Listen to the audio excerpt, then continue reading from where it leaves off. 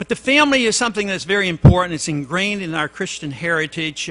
There's, you know, in the Constitution, one of the provisions that I cite the most frequently is Article 1, Section 8, because that tells you everything we're allowed to do. The rest of the things we're not allowed to do, and the 9th and 10th Amendment, of course, confirms that belief. But there's a biblical passage in the Old Testament. It's 1 Samuel chapter 8. So I remember that, the first chapter of Samuel, 1 Samuel in chapter 8. Now that is the provision. I'm sure that you have heard of it before, because this is when, after the Israelites came out of Egypt, they had accepted God as their king. And that's what they lived by. They did not have a king. What they had were judges. It was a patriarchal society. It was a family-driven society. But there were always going to be arguments and conflicts. So these conflicts were taken not to the government, but to somebody that was chosen to be a judge and a respected person that respected the law and respected their traditions.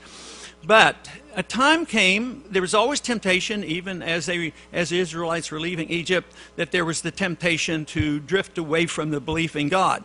But there was this effort made under Samuel. The people came and said, you know, we want somebody to take care of us. We want a king.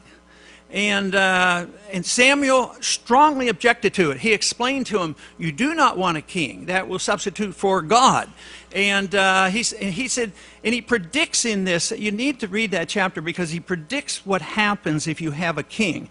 He said, the king will take your young people, your young men to fight war, the young women to be used in the government. They're going to tax you and they're going to overburden you, and you will have to work so much time, like 25, 35, 45% of the time for the king.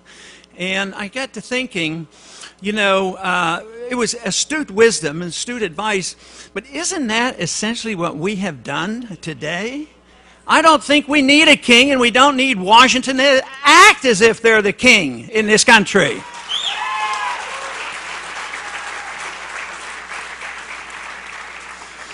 But today there is so much dependency on the government, and it's cradle to grave, and we have so little confidence in ourselves. We believe that if we don't have the safety net, and we don't have the government there, if we don't have medical care taken care of, if we don't have the government schools, everything would fall apart.